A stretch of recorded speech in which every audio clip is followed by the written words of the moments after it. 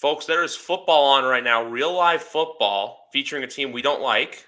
I got my new football shirt on. You can't see it there. Sunday Night Football, old logo. I got it when I was in New York. I had to.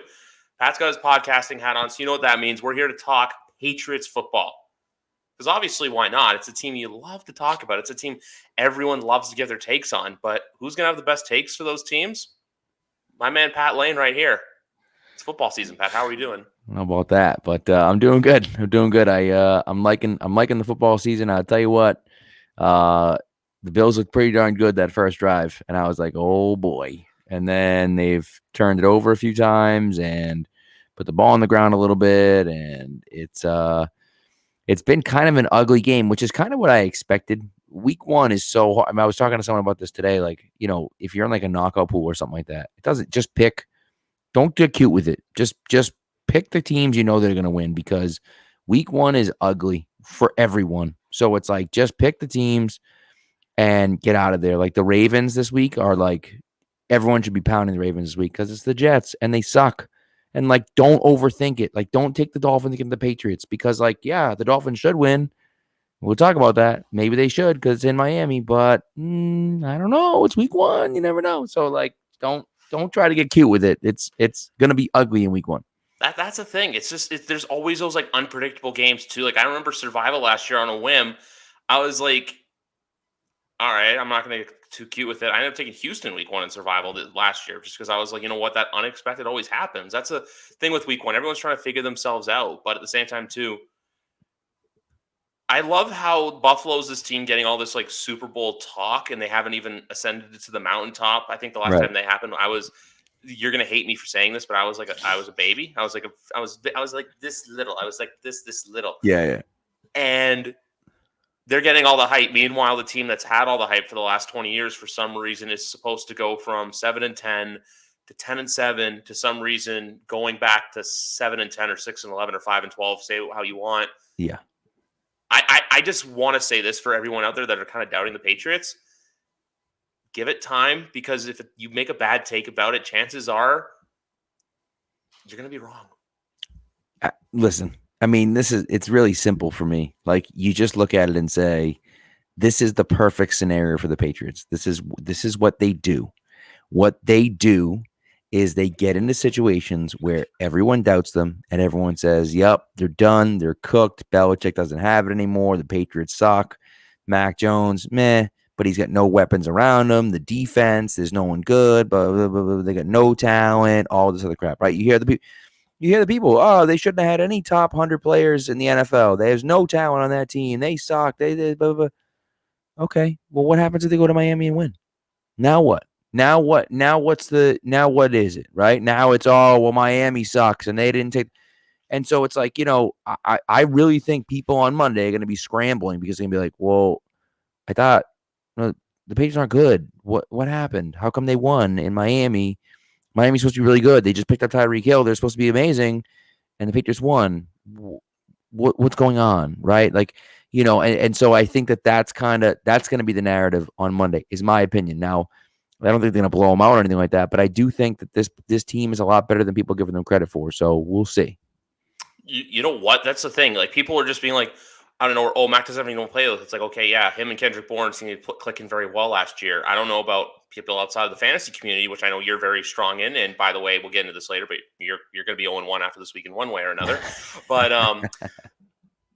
when you look at like, oh, Ramondre Stevenson's going to be this, they're going to be having, what I believe they'll be using two tight end sets. Yeah. The defense, I think last year everyone makes an anomaly that because they got their asses kicked in the playoffs, it's all of a sudden it's downhill. Meanwhile, with the linebacking core, sure, we don't know what exactly to expect out of it. It's not like this team, and I'm going to say this right now when people saying they're going to be like 7-10. If the Cam Newton Patriots somehow went 7-9, there's no way this team is losing more than, I'm not losing. I'm going to put a positive spin. I'm going to put a glass half full because that's the kind of guy I am.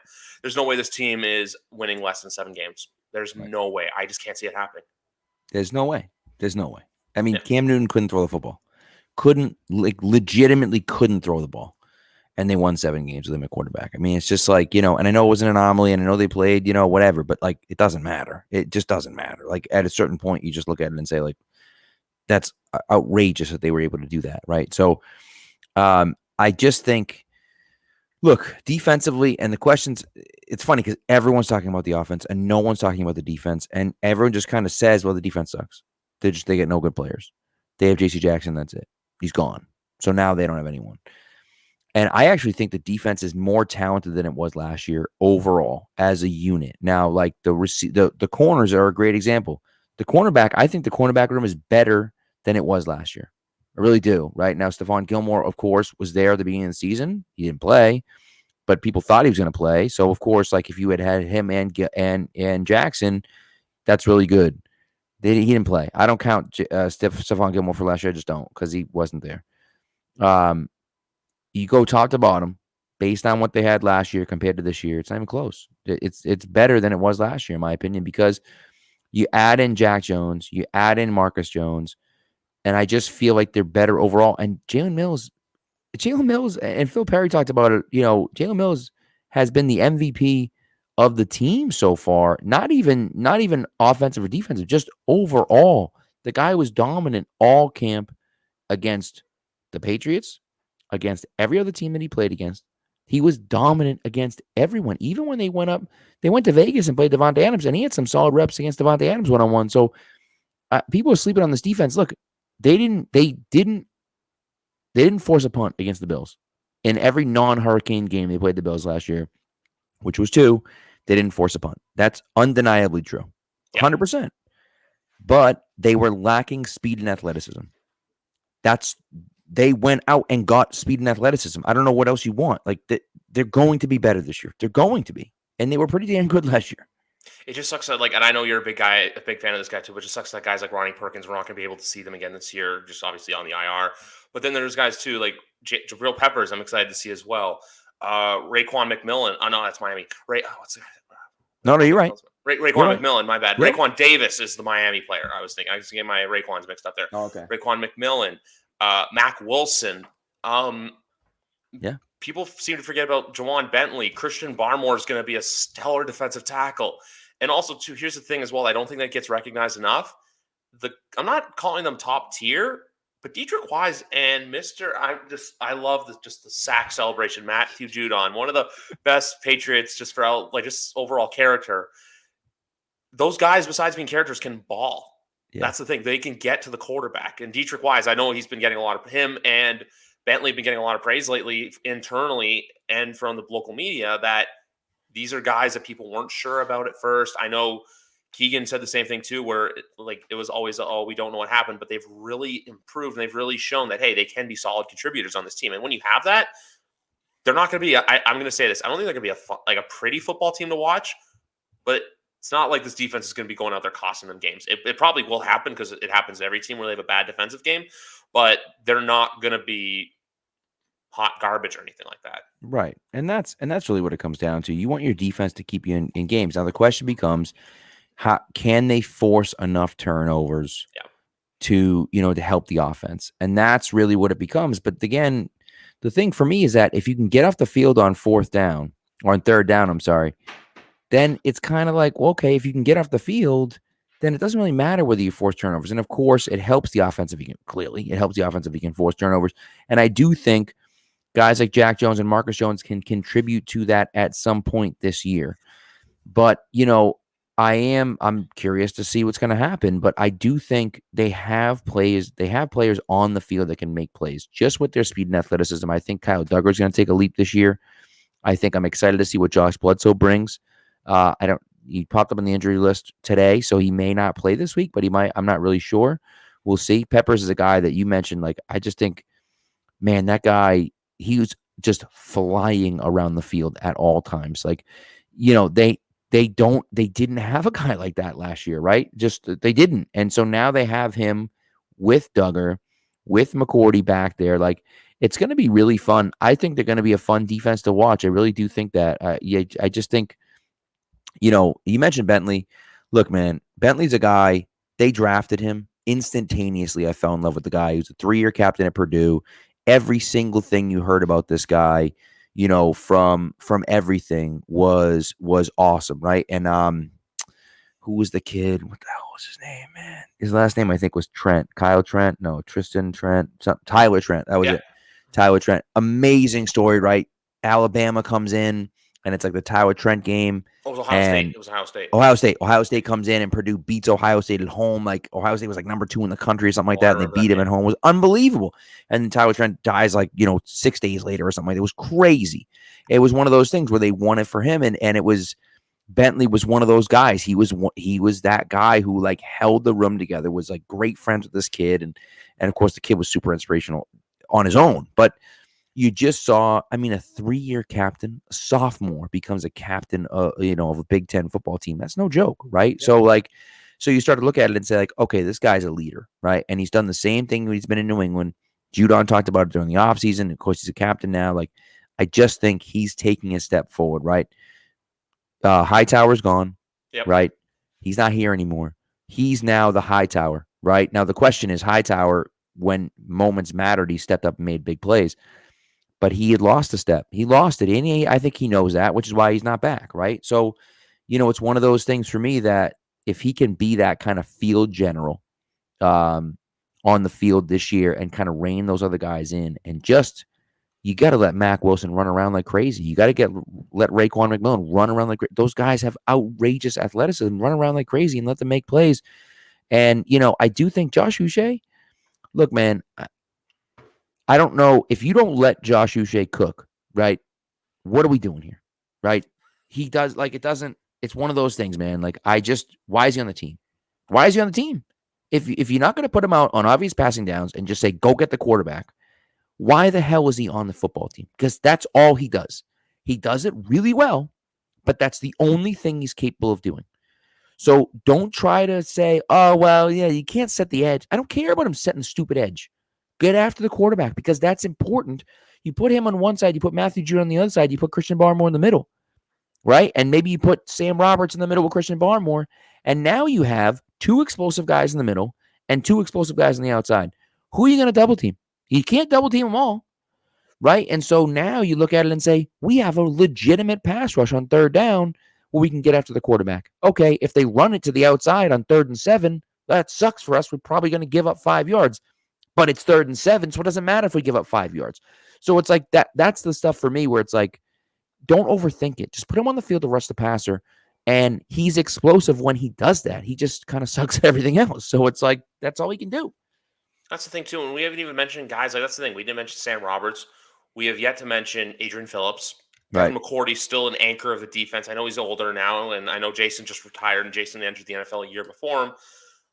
But there's still guys that are vocalists. It's still that you need that heartbeat. Every Sunday, it's Devin McCourty hyping up the DB room. And it's like those things I feel like aren't that noticed as Josh Allen things on my TV. You need that character. You need that vocal leader. I feel like that goes so unnoticed to where it's just, you got to hype the guys up. But at the same time, just like we said, this defense is nothing just to stalk at. Just because they lost the one game and Bills fans wanted to make their silly little shirt with the 7 drives on it and celebrate a wild card win like it's a Super Bowl. Yeah, sorry, it's Bill slander. It's a Patriots podcast. This team, we're not, folks, I'm just going to say this too. We're not here saying we're going to be winning the AFC East first seed. This is going to be a team, though, that come Thanksgiving, American Thanksgiving, that is, obviously the mix-ups, that is going to be in the playoff hunt. And if you're an NFL fan, that's all you can ask for your team, is to be in the hunt from basically American Thanksgiving till the end of the regular season. That's all you can ask for. Right. And that's, look, I mean, the Patriots aren't winning the division. The Bills are too good. They have too much talent. It's true. It's okay. It's all right that that's the case right now. Okay? Josh Allen might be the best quarterback in the league. All right? That's what they got over there.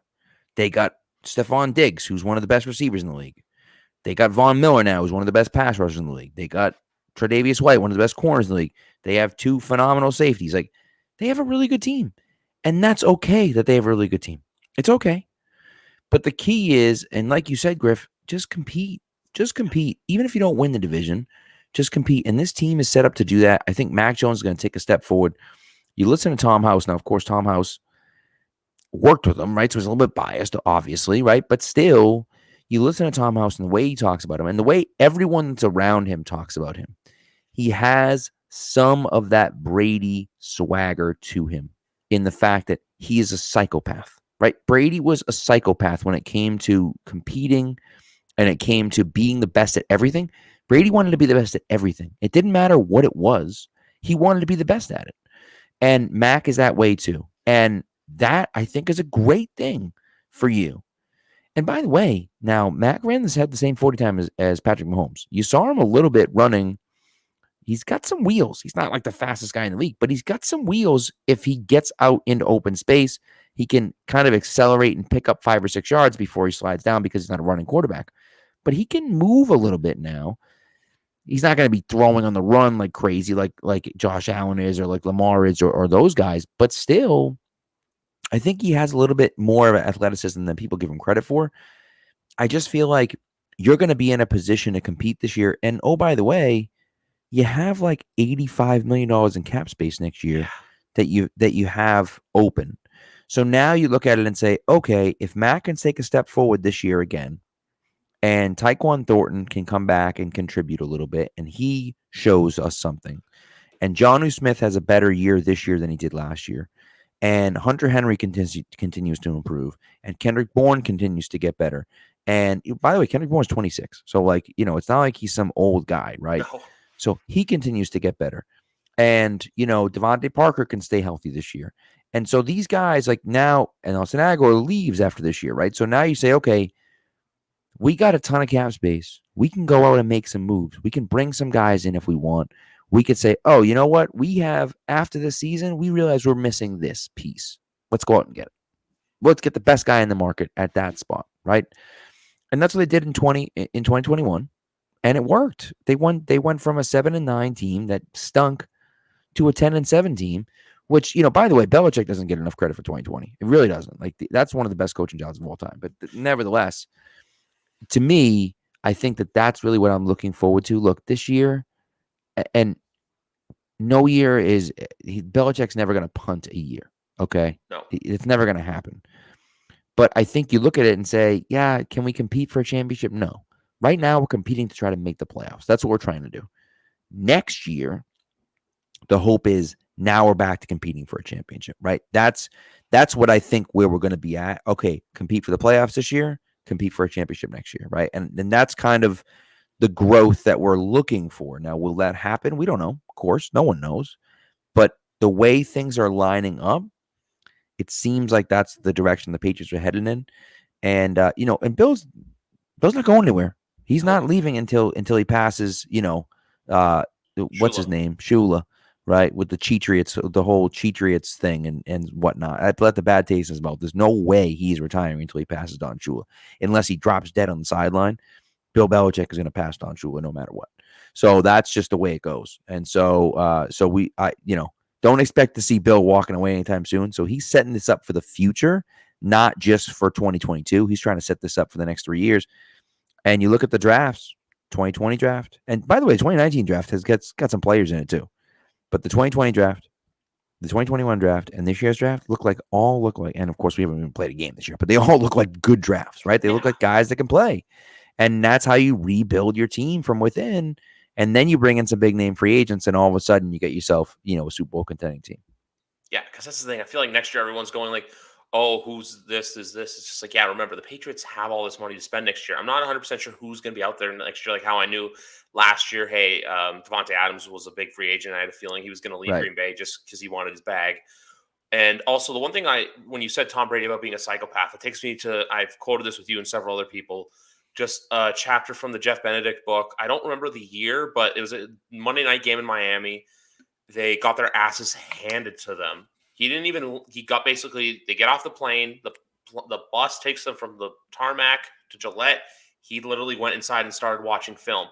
One thing with Mac, I think that's going to start to get noticed is his weight loss. I know that's something that some people say, oh, hey, it's just like losing weight. I think it's something that's not being discussed enough. I think it's one of those things that's really going to help impact his game in a good way. I also think, too, that you also stole the words on my mouth with the Nelson Aguilar stuff. I think this year he's gone. It was just it is what it is. He's not a good receiver. He's not a bad receiver.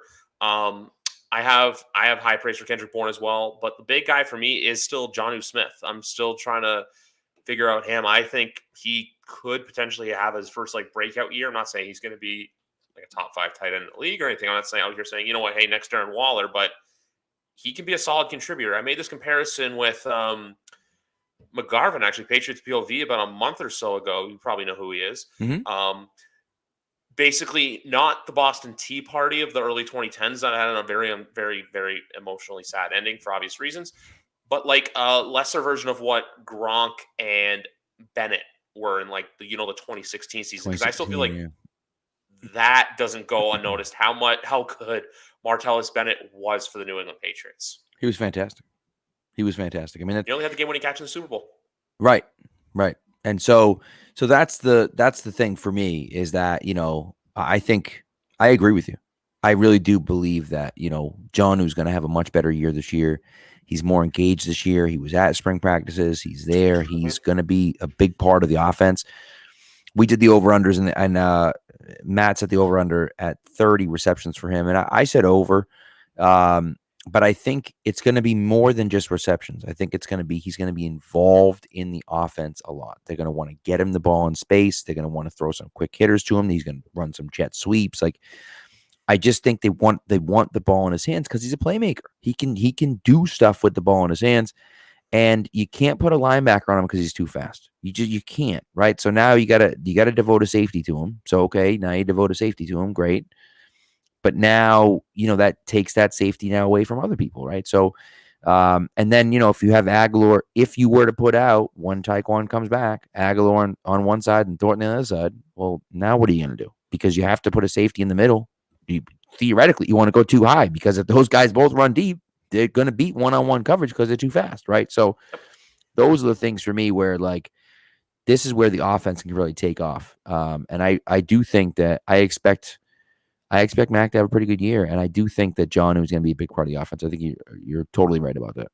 Also, to the offensive line, I know the Cole Strange pick was kind of criticized, but you know what? At the same time, too, so was the Kyle Duggar pick. I remember I had people saying to me, the Patriots just took him on a whim because Xavier McKinney went right before there. But in reality, no, Bill knows what he's doing. And it's not like there's any offensive linemen that are drafted like slightly after him that I think are going to be that, crazy impact, that like crazy, like, like the comparisons, like how the Jalen Reagor or the Jordan Love, how it was the whole, but you could have had X receiver or Y receiver.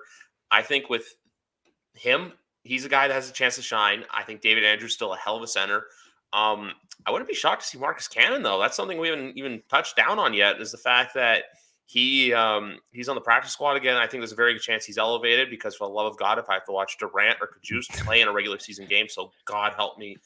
So God help us. And also one other player we haven't mentioned, but signed a new contract this offseason, but Devon Godchow. So yeah. there's too many players to where it's just good. And the only other point I want to make about 2020 quickly, that team should have been 4-12. They should not have won the New York Jets Monday night game. Yeah. They should not have. They only beat the Cardinals solely based on the fact that Isaiah Simmons had that stupid unnecessary roughness penalty when he knocked out when he knocked Cam out of bounds. And also to remember, they beat the Chargers 45-0 that year. I know the Chargers were bad, but Justin Herbert won Offensive Rookie of the Year, and he put up a goose egg against them. And also, Herbert's 2 worst games have happened to come against the Patriots, but that's neither here nor there. Yeah, and look, the Marcus Cannon thing is interesting because you bring him back, and Isaiah Wynn is a guy that I really thought, I'm like, okay, Isaiah Wynn's got to have something, right? He's got to be, and he's just unreliable. You just absolutely can't. You cannot rely on him. You got to dump him at the end of the year. I do believe that picking up his contract was the right decision because it's $10 million. The tackles get paid more than $10 million. Like, they just fly off the shelves at over $10 million. So it doesn't matter, right? So that's the thing for me. Now, he just sucks right now. And not that he sucks. He just can't play, right? He's just always hurt. He's super unreliable. So you bring a guy like Marcus Cannon in, and, Cannon played 4 games last year, but he was out because he had a back injury. And he looked okay in those 4 games that he played. He's not great. He's not better than Isaiah Wynn. He's not better than Trent Brown. But he's probably better than Yasir Durant. Yep. Right, he might be as good as Kajus. Now, we haven't seen Yodny Kajus in an actual game. Somehow he's a real person because they drafted him and he never played for like 3 seasons. Just wasn't here, right? Never practiced, never played. But it seems like he's healthy finally. And maybe he can actually be pretty good. He has athleticism. He has the athleticism to play in a wide zone system. That doesn't mean he'll be good at it, but like he might be. So I'm okay with saying, hey, if Cannon can't go, let's see what Kajust has, and if he sucks, well, we got Marcus Cannon waiting in the wings now because he's on the practice squad. So I do think that and you can just plug Marcus Cannon back in, right? You could just plug him in and kind of go from there. And I think offensively, people are blowing this way out of proportion. I really do. I think that they are changing the offense, and they're telling you they're changing the offense. All the players are saying it's a new offense and everything's different, and that's true. But at the same time, this is my biggest pet peeve with it. For 20 years, Bill Belichick walked into a game, and you had no idea what the Patriots were going to do. You just never knew. You never knew what they were going to do. One game they ran it every time. One game they passed it every time. One game they threw it to Edelman every time. One game they threw it to Gronk every time. One game they handed it to Damian Harris every time. You never knew. You never knew what was going to happen. Now they're just going to line up and run the same 15 plays all game long. I don't buy it. I don't see that happening. Maybe it will, but I just feel like he's changing what he's done for the last 20 years.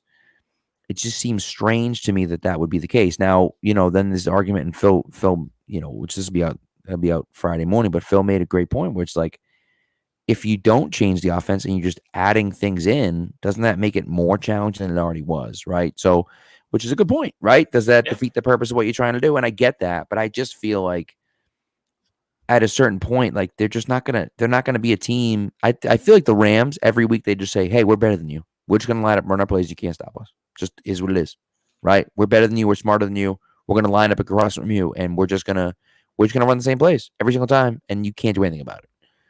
Like, and sorry, Patriots aren't like that. Okay. Yeah, no, for sure. I didn't mean to cut you off there. No, I thought you you're were done. But it's like not even still, and I'm gonna make another quick shot. I don't see their world being where Mac's going to have an interception like he did against the Raiders. I don't see that happening. I think that was just, it's a preseason game. That's the thing. Everyone likes to freak out about this. And even more than anything, was really the Bart Scott takes that really was getting me irked about everything, where it's just like going down because you can kind of tell when certain people just have a legitimate issue with the Patriots, where it's just like a not like. That's why I feel like also too with the Bills, like all the love is kind of souring because it's like, for years it was like the villains, then all of a sudden here comes a good guy. But with this team as a whole, though, it's like we say, you can't be worse. Plus, the other reason why I'm going to say this too, and everyone might call you crazy, one of the 4 teams in the AFC West is not going to be good. One of the 4 of those teams is going to struggle. Why? Because every Broncos. I have Broncos. Personally, I have Broncos or Raiders. I had my AFC preview show. I actually had guest of your show, Greg Thompson on. Greg Thompson on Greg Cover One was on because we were doing the Bills. Yeah, and basically we were all saying, like, how it's always don't get a bet against Brady. We're all on the same. Do not bet against Patrick Mahomes. So we still have the Chiefs winning that division, even though the Chiefs are there. And by the way, my Super Bowl right now is Chiefs Bucks. I know it's unoriginal, but I just feel like there's a world where Patrick is gonna prove it because no one's talking about him right now. Isn't that wild that a guy who's been to the AFC Championship game 4 seasons in a row, he's an afterthought right now? And that's the other thing too with this AFC. The South, I think I'm going to come on record right now, and I've said this before. I only think the Colts make it, and then with the North, Pittsburgh's in that same position as we are right now. That's why next Sunday's game is much more intriguing, in my opinion. I think this game's intriguing on Sunday just because it's Miami and it's at test. Which can I get one thing off my chest quickly? Do it. For everyone bitching about, the Patriots went down to get acclimated with the weather, South Beach flu. They're training an hour and a half away from Miami. Guys are not booking it to South Beach after practice. No, Belichick's probably got them locked down. Hell, it's a random Division II school. It's not like they're at the U or anything like that. So let's take a chill on that. I even did the Google Maps to the stadium on Sunday. It's an hour and a half drive. So that's the one thing I want to say about that. The South Beach thing, I don't think the Heat, it's a desperation move. I don't mind it. It's like in 2017, I remember the Patriots played the Broncos on Sunday Night Football. They stayed in Colorado the entire week before because guess where they were going the next Sunday? Mexico City. Mm-hmm. What happened in Mexico City? The Patriots kicked the shit out of the Raiders. I'm not saying that's going to happen. I'm just saying it's not a desperation move. It's a move I understand. And I also said this too. I'd much rather go to Florida now than in December or January. Absolutely. 100%. I couldn't agree with that more. And then also, by the way, Miami's coming up here at the end of the year. So that always helps. I just think, for me personally, like the people that are poo-pooing it, I don't understand. They're like, well, they've never done it before. It's like, well, for years we've been saying the Patriots suck in Miami. So now you're criticizing them for trying to do something different than what they've always done. What? Like, what? Wait a second. Like, it's one of those things for me that, I just don't. I just look at it and just think like, okay, if that's the case, then what are we talking about here? You know what I mean? So, I just, I don't know what else to say about that. Like, I don't know why you'd be pissed about them going down there, or why you'd say, oh, it's a screw Bart Scott. Like, I don't even warrant that man with it. He's a moron. But it's one of those things for me that I just think like, yeah, of course, like you suck in Miami every year. Maybe since you have the time, go down there early. Why not? Like, and bear with the heat and deal with that humidity. And it sucks playing.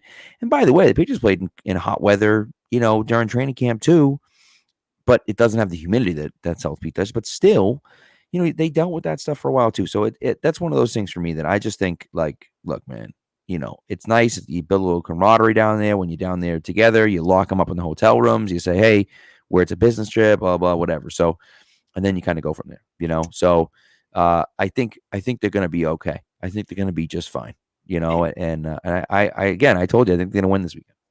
It's also like, too, in 3 months from now, guess what they have to do? They play Arizona on a Monday night. What are they going to do? They're going to fly back to Boston? No, because that'd be stupid. They're going to stay out there that week, and then they're going to Vegas because they're going to get acclimated. I know it's a little different because it's Christmas time, but still, things like that. And even, too, that's another thing I want to add in there quickly, too. And the other thing, too, with this team, if the NFL didn't think they were good, why are you giving them not only Thanksgiving, but 3 consecutive primetime slots right after that? It's not, Patriots Bills, like, yeah, it's a cool primetime slot. That's a bit of a revenge game. It's going to be great to see them win against the Bills and their Mighty Reds. I'm just going to throw that out there right now, the Mighty Red Throwbacks, which I was telling Pat off air earlier. That'll be the game I'll be going to. Week 5, I will be in Foxborough, where I don't know if I got to buy a red jersey. I don't know if I'll be wearing it to the game. I have a Mac Jones one that I want to wear, so we'll see. But that's the thing. They have those primetime. They have 5 primetime games this year. They have 5. I'm trying to remember what the 5th was. Oh, right. I don't know why. Minnesota Monday night. Oh, the Bears Monday night. That's right. The Bears Monday night, which I don't know. Well, Mac versus Justin Fields. You know what I mean? So it is. I mean, look, the league knows. They know. Like, the Patriots are going to be competitive. Like, they're going to be. This is what they do. You know what I mean? And people are going to question them and say, oh, they stink, and Belichick doesn't have it anymore. And it's just like, no, they're going to be okay. And look, is it okay? Is it okay to question them? Absolutely. Yeah. Absolutely. I wrote an article after the Stephon Gilmore trade saying it was the worst move in the history of Belichick. It's the worst move Belichick ever made as a GM of the Patriots. I remember worst that move. Right? And I got killed for, how could you say that? He was never going to play. And then I said, okay, now choose J.C. Jackson. Then they didn't sign J.C. Jackson. So then I said, oh my God, like, what the hell are we doing, right? Now everyone gets upset at me that, that I'm negative towards the Patriots. And I'm like, well, but then you're pissed at me when I'm positive about it too. So what do you want me to do? Like, it's just, like, I can't be negative. I can't be positive, but it is what it is, right? Like, I think that this team overall, the talent that they were able to bring in makes them a better team overall than they were last year. Did they lose some pieces? Of course, right? But I think it's a net positive when you lose Donta Hightower, Jamie Collins, and Kyle Van Noy, and you bring in Raekwon McMillan and Penny Jennings and, and Mac Wilson. I think that's a net positive, if only for the fact that although Hightower could still do it, he was too slow. Yeah. He could see it. He couldn't do it, right? And the only example the example I keep coming back to, it's a perfect example. is the long touchdown run by Jonathan Taylor that sealed the Colts game. Patriots going to win that game. Yeah. Patriots going to win that game. It's 3rd and 6 or whatever it was. And the hole opens up to the defensive right, and it's right there. And Hightower just couldn't get there. And because he was late getting there, he left that cutback lane wide open. And Taylor cuts back, and it's like to the house, right? But if he's a half a step faster, he makes that tackle. He's half a step faster, he makes that tackle because McCourty is expecting him to be in the cutback lane because McCourty went to the outside. He's expecting Hightower to go to the inside. But Hightower had to bust his butt to get over there because he's not quick enough to get over there anymore. So he overruns it, right? If he gets there a half a step faster, he makes that tackle right there. Him and McCourty stuff him. They get the ball back and probably win that game. And so those are the things. And shit, that they finished 11-6. They're tied with the Bills at 11-6. Now the Bills, I'm assuming, I think had the tiebreaker anyways, so it wouldn't have mattered. But it was just one of those things where it's like, if they finished 11-6 last year, right? And of course, other games could have gone different ways. The Miami game, first game of the season. Oh, by the way, Damien Harris fumbles. Game's over. Game's over. They're running field goal range. They're down by 2. Damien Harris fumbles. They lose the game, right? So it's one of those things where you start to look at it and say, like, okay, yeah, they're flawed. They're not the best team in the league. They're not winning the Super Bowl this year, but they're a lot better than 7-10, 6-11, which is what some people predicted them at. And I just don't see how they're doing that. So I think the Patriots are going to be, again, right? I've said it before. I'm going to continue saying it. I think Monday morning, people are going to wake up and be like, what the hell happened? I thought we were rid of these stupid Patriots and they keep winning. Like, what is going on? Right. And, I thought their offense sucked and I thought the defense was slow and they lost a ton of players. And no, they look okay. And so people are going to be pissed on Monday morning and I can't wait for it. Yeah, that's the thing, because this game is such a thing where it's, say if New England wins this game, it's going to be, oh my God, what happened to Miami? Miami did this. Miami did that. Da, da, da, da, da.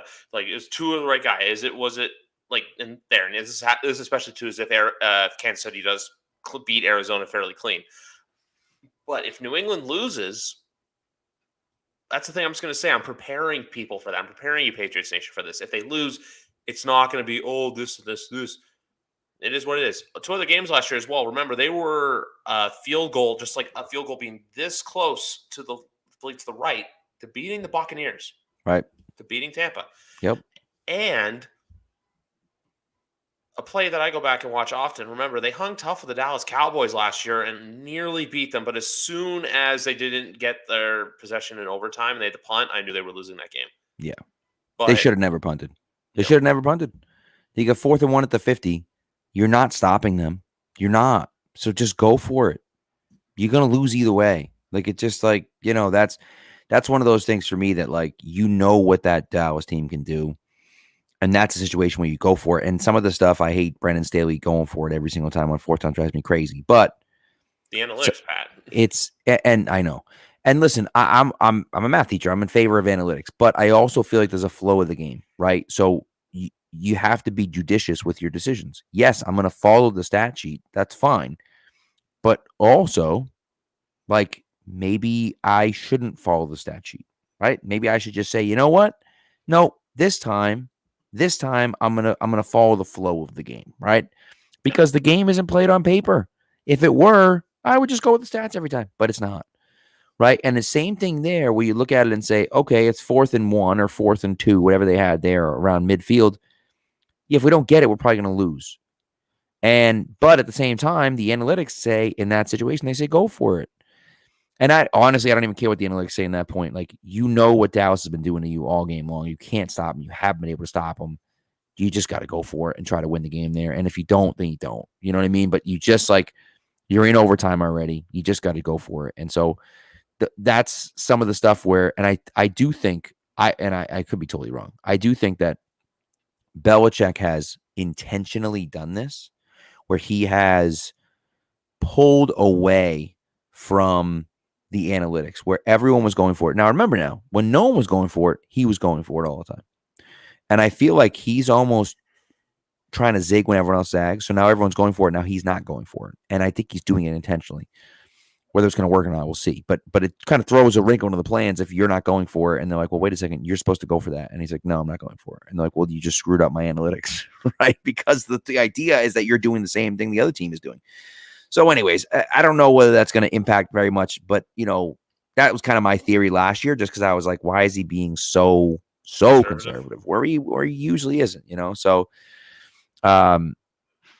so I don't know. We'll see. By the way, I'm a little distracted because I'm getting flamed by people right now on Twitter because Miguel just called me out for being wrong apparently a few days ago. I said something. I said that the Bucks cleared more cap space with the Shaq Mason trade than the Patriots did.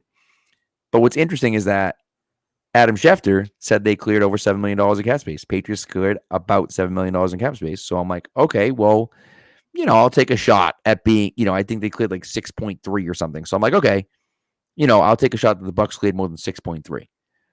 Well, Miguel apparently says that the Bucks only cleared $4 million in cap space this year, not $6 million in cap space. So I'm like, well, what do you want me to do? It's Adam Schefter. You want me to just not believe Adam Schefter? Like, I'm sorry. Like, what do you want me to say here?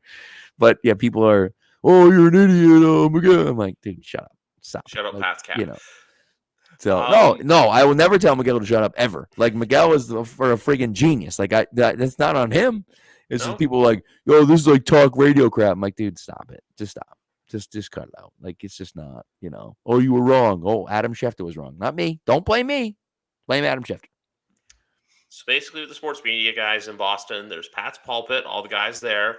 There's the guys who I'm still not sure if they're with Pat's Pulpit still, like with because I know Keegan obviously worked his ass off. Now he's at Nesson. Mm-hmm. And then Ryan, I saw is doing stuff too now with basically took over Evan Lazar's role. Yeah, kind of at CLNS. Not quite. He's not really full time over there, but he is helping out. Yeah. Yep. Okay. Yeah, so he's helping out there. Then there's the rest of the guys that are cool, like the Phil Perrys, the Zach Coxes. I'm trying to think of some other names. Kahari Thompson, I think is the guy's name I want to. Yeah, Kyrie Thompson. He's awesome. Yeah, I love Kyrie. There's those guys. There's like, I'll give Zoe credit because Zoe still there. Then there's there's also Mike Reese who's on another level on his own, Levin Reed, etc. And there's 10 feet of crap. And then there's guys like Felger. So I'm just going to say that with Boston right now. Right. That's how the pecking order goes. And also, too, if you see me being distracted, it's because Josh Allen's doing Josh Allen things. While bad for Bills thing, good for me for fantasy because I'm in 5 leagues right now. So it's like him and Gabriel Davis and my Rams plus 2.5 picks looking really bad right now. I have 2 questions. One involves you and I. One involves you. One for you is, are you replacing the Chase Winovich jersey, yes or no? Already done. Oh. Already done. Yep, I did it. Middle of the year last year. Got myself a Christian Barmore, blue Christian Barmore jersey. So that's already been replaced before Winovich was traded. I already took care of that. Barmore showed up. I'm like, this dude's a man. I need that jersey. So I got it. I got that mid-year. Nice. And I think with me, when I was talking about it off air, I want to get a retro. I was thinking randomly David Andrews was the guy I thought just, give the big boys some love, Hunter Henry. But the player that's really been sticking out to me lately, I may go Kendrick Bourne. I don't know yet, though. I'm going to wait and see when I get down there and see what everything's like. But the other question that I have that involves you and I'm going to let you go first because that's the kind of guy I am. A Patriots hot take for this year. It may come true. It may not come true. I have one that I've tweeted about and I've said on the show before, but I want to see a take or an opinion you have that you hope to see happen or you can see happen. And it can include the train that you're on right now, that you're still on. You're still on that train. Yep. The most surprising guy you said? Mm-hmm. Yeah, it's not going to be Trey Nixon. It's my guy. Love him. Love him to death. Maybe next year, but not this year. So I mean, I think the most surprising guy to me, there's so many, but I think I'm gonna go with my boy Marcus Jones, my one and only draft crush from this year, my one true draft crush. Right, for those of you out there that don't know, my mock draft 1.0, which released, I think the week before the Super Bowl.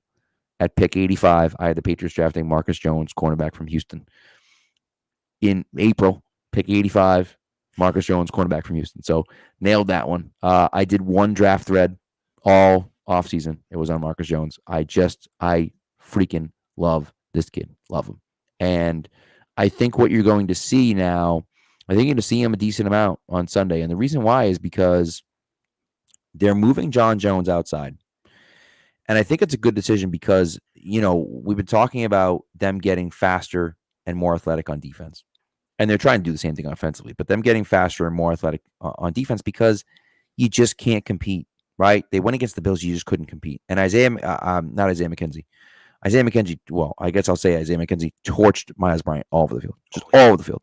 And Myles Bryant couldn't stick with him. And I like Myles Bryant. I think he's a good little player. But that's not who he is. He can't stick that guy one-on-one. He can't do it. Marcus Jones can. He has the athletic ability to do that. Now, again, does he have the technique to do it? He's still a rookie. But he was pretty damn impressive in training camp. So, and he had it. He's going to have some growing pains, and it's going to be, it's going to be a little bit of a challenge at times for him. But I think the Jones brothers, between him and Jack Jones, I think they're going to have a bigger impact on the defense than people are expecting. Mm-hmm. And so I'm really looking forward to seeing those two guys play. Marcus is he's my guy, man. He's my guy. I just think, and he's so electric with the ball in his hands when he's doing punt returns. I'm very, very excited to watch him play. I love it. The other draft crush I know of yours is Leo Chanel, but it seems like whenever you have another draft crush, they always end up with the Kansas City Chiefs. Yep, second year in a row. Yep. My one crazy take, I don't know if it's going to come true. I had a mild one, but no, I'm just going to go with my crazy one. Is that Kendrick Bourne is a 1,000-yard receiver this year. That's my crazy take for 2022. That's my crazy take. I think this is the year you finally see him get unleashed because Born Blessed is what this podcast lives off of. That's a motto he does. I love it. I feel like this team too as well. This is my ADD brain acting up. This team seems less more. I don't know if it's the fact that I follow the team more, or the guys who cover the team more, or talk about them more with guys like you or other Patriots content creators on here. Yeah. But I feel like the team's a little bit more looser now when it comes to certain stuff off the field and whatnot, and just having fun at practice. And it's not always military style-esque. But at the same time, too, I'm going to say this. I know we were saying about the pressure earlier. Is it a bad thing that I don't exactly like the whole there's not a crazy amount of pressure on them this year, but it's it's kind of like a weight lifted off our shoulders? Yeah, it's nice. I agree. Yeah. I don't think it's crazy at all. I think it's nice. There is no you have to win now. Now listen, Robert Kraft, he said it we're here to win playoff games. We're not here to make the playoffs. We're here to win playoff games. We haven't won a playoff game in 3 years. And he's not wrong.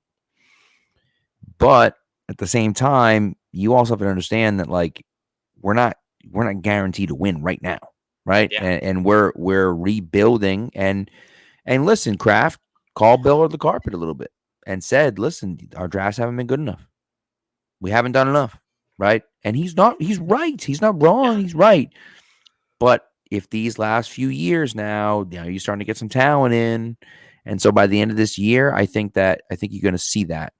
And then next year, you might see some of that pressure come back on. But this year, no, it's not. If the Patriots get swept by the Bills, nobody's going to care. No one's going to be, oh, my God, that's crazy. I can't believe that happened. They're going to laugh about it, probably. They're going to try to rub the Patriots' faces in it, sure. But they're not going to say, oh, the Patriots, what a disappointment this year. They got swept by the Bills. If the Patriots beat the Bills, one of these two games, people are going to look at the Bills and say, wait a second, you can't beat the Patriots? Okay. Hey, I mean, you said you're the number one, you're top dog in the AFC East, and you still can't beat the Patriots. What's up with that, right? So the pressure's all on the other teams, especially the Bills this year, not so much on the Patriots, and I think it's a good thing.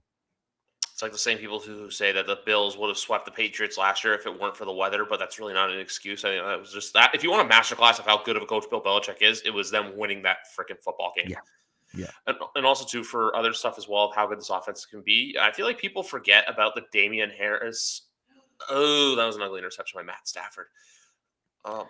Matthew Stafford, hashtag stinks. That was a bad interception by He stinks. Stafford. I'm sorry, but I just don't believe. I don't believe in Matthew Stafford. I just don't. I don't think I that's know he did well last year. I don't believe the hype. yeah, but I'm gonna say this right now, and I always say this about the Bills. They find ways to get guys paid. I think it's gonna be really tough to get Jordan Poyer paid. The kid is I don't know what he has to do to get a new contract in Buffalo. Yeah, I don't know. I don't know. We'll That could be see. the one that walks. That could be the one that walks, in my Yeah. opinion. Well, I mean, Josh's big contract kicks in next year, right? So Yeah. you're gonna have to find money somehow, right? Dawson And that Knox is too. he might be the one. So, but what are you gonna do? Greg did discuss a bit of the cap stuff with us when he was on a couple weeks ago, just basically going over because he does a lot of the cap. He does a lot of cap work with the Bills, and basically what he did happened, and then he snapped his fingers, and then the Dawson Knox extension happened yesterday. But that's just the one thing I wanted to say about that when I saw that, and I was thinking about Jordan Poyer and how he's not getting paid. Yeah. But with the game December 1st, I look at that game as it would be great to win just because we're in the red throwbacks, but also too is because Kirk Herbstreit is calling our game, and that's just chef's kiss, something we were robbed of in 2020. Thank you very much, COVID. Yeah. But yeah, that's it. That's the basic of it. The only other thing I'll say this year is for a successful season, in my opinion, is basically I think you know how Bills it's Super Bowl or bust. I think Patriots would be making it to the divisional round of the playoffs. I think if they were to win if you win in the wild card round, I and think to say be if I think to be a great season. You they win the win wild card to be a great season. they win the wild card round, they could get their asses kicked 47-17 again and have the Bills score on 7 drives. I think it would be a successful season. Yeah. That is something I am here to say right now. I know it sounds crazy, but for a team with limited expectations and everyone thinking that they're going to suck out of nowhere, No, successful season. that I agree with. I think it would be very successful for them to win a playoff game. I don't know if they have the talent to do that. No. But I think they have the talent to make the playoffs. I just think for me, you talk about Super Bowl bust, right? To me, it's 500 or bust, right? It's you got to win 9 games. You got to win at least 9 games. You got to finish over 500. I think anything less than that would be a disappointment. Because I think that this team is talented enough to get there. I think by the end of the season, you're going to start seeing some things and you're going to start saying like, okay, like this is the team that we're looking for. Because remember now, they were really good for a while last year. And they came off that late bye and they sucked. They were terrible after that late bye last year. So, the question then becomes like, all right, can they continue it going? Right. And starts out, this is why I think the Miami game is so important because you play Miami. Okay. If you win down in Miami, then you go to Pittsburgh. And I know Pittsburgh's got a good defense, but it's Mitch flipping Trubisky. Like you can't lose to Mitch Trubisky. I'm sorry. You can't. So if they start out 2-0, now of course it's a tough game, right? You get the next 2 tough games, right? Against Baltimore and against the Packers. I get that. Then they But win for me. it'd be nice, right? Yeah. And then it's Detroit. Like, come on. So that's the thing. Like then you have that stretch. After those first 4 games, you get a little stretch there. You get like 6, 7, 8 games that are winnable games, and then you end with a really tough stretch with Buffalo twice and Arizona and Vegas. Cincinnati's in there. And you know what I mean? So it's like, it's tough, right? That's going to be a tough road at the end of the season. So it's like, you have to win those games. And if you can win this Miami game, that might be the difference between 10 and 7 and 9 and 8, right? Like that might be the difference right there because, so we'll see. We'll see what happens. But I do think that, that it's a big game for them this Sunday. And I think getting started on the right foot would be great. And just to hear all of those pundits all Monday Eat crow. just be like, what happened? The Dolphins suck, right? Because that would be the backtrack. It's not the Patriots, it's the Dolphins. They stink. And, so like, I guess the Dolphins aren't as good as we thought they were, and it will all be about the Dolphins. And then, and the Patriots look good too. Like that's what it will be. So, so we'll see. We'll see what happens. But I'm hopeful that they go down to Miami and get a win. I am too. I think. Oh my god. This is just out of this team's just too good. Jesus They Christ. score again. Yep. It's 30 to 10. This team's fucking legit. I hate it. Yikes. Oh, Diggs 53, huh? Woof. Yeah. The thing I'm gonna say is, oh my god, I'm distracted by that. So my record for them right now is 9-8.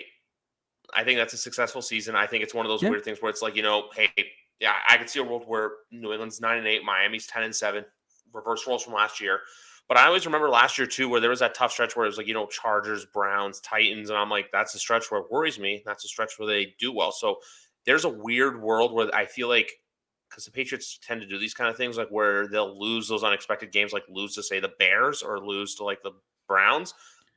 But then they beat Arizona on Monday Night Football. They beat the Bengals on Christmas Eve. There's just that weird kind of feeling that I get when it comes to those like kind of teams and games and stuff. So like I feel like we both agree with the whole 9. Like I feel like for this team still 8-9 is like worst case scenario, and I would say 10-7 or maybe 11-6 is best case scenario. Yeah, I'd be surprised if they did better than 11-6. 11-6 would be tough to get to, and if they hit 11-6, I'd be like, whoa, that was really unexpected, right? It's going to take some guys really taking that next step, right? Mac's going to really be like a top 5 to 10 quarterback in the NFL, and you'd be like, holy crap, like he's legit, right? And so, it's not out of the realm of possibility. It would just be very unlikely. Exactly. I'm just saying like 11-6 is like, that ceiling, that absolute, you reach the ceiling. And I think the floor is 8-9. That middle of 9 or 10 wins, I think is what's very realistic for this team. Before I go quickly, and because you're a part of this league, I didn't do this in the last episode, which I apologize for, but I'm going to quickly go over week 1 matchups in the YWC Football Talk Fantasy League. You obviously have Pat and I, like I said, week 1 opponents, which I'm looking kind of weak right now. You're crushing it right now with Allen Robinson with his 1.7 points. 1 point. It's lovely. And then we have, but my name is the commission's here. Pat is still Pat's perfect team. Then we have. I got to change that. It's all good. Then we have Bobby Gross, who's named the Acclaimed, up against Danny, who is, my name is Jeff, or son. Her son is in brackets. Matt Datsu is taking on Andy McNamara of Sportsnet of the Dog Pound North. The one Bills fan whose team is loaded with Bills, who's killing it right now, is Joe's Genius team taking on my buddy Matt, who's Orthodox Judy. Love it. And then the last 2 ones is Jonathan Taylor Thomas Fangirl taking on Hunter Hurst Henry. Some pretty solid team names there. There are. We'll just have to get the other 2 fixed. We're not worried about it. We'll get the other 2 fixed and we'll go from there. But you know what? I'm going to say this for Pats fans quickly out there. It's going to be a fun ride. I think there's going to be some rocky moments. There's going to be some highs. There's going to be some lows. Yeah. But the only thing I'm going to say is, folks, don't panic, and it's going to be better than 2020. I mean, yeah, right? At least we got that going for us. Can't be worse than that. And we have the guy. Like, no matter what, we have the guy. Mac is the guy. He is. And so if you have the guy, then everything else is okay. And so this year, hopefully we win 10 games. But even if we don't, we still got the guy, right? And so, like, we're in a better position than half the teams in the league because they're still looking for the guy. And so, that's one of those things for me that, okay, yeah, fine. Obviously, we want them to do well and be competitive, but like we have a quarterback that's going to be good for us, and we know that. And so we're in a better position than a lot of teams are right now. And who knows, maybe if 9-8 or if it is a disappointing season, maybe a Will Anderson or Smith and Jigba's in our futures for I wouldn't hold my breath about the number 1 overall pick, Will Anderson. But but Smith and Jigba maybe he drops out of the top 10, but Will Anderson's going number 1, I would think. Yeah, it's a smart pick. It's a smart pick. I just say that jokingly. I'm not going into the season thinking that. But you know what? It's been fun. Yes, sir. I think the dog barking is kind of a cue to wrap up here. But folks, this has been episode 179 of YWC Football Talk, now on the Dean Blundell Network podcast family. Pat, thank you very much for joining by. And folks, Patriots fans especially, it's going to be a good year. Don't worry about nothing. Ignore the pundits, except the Boston local ones who are the smart ones and the guys at Pat's pulpit.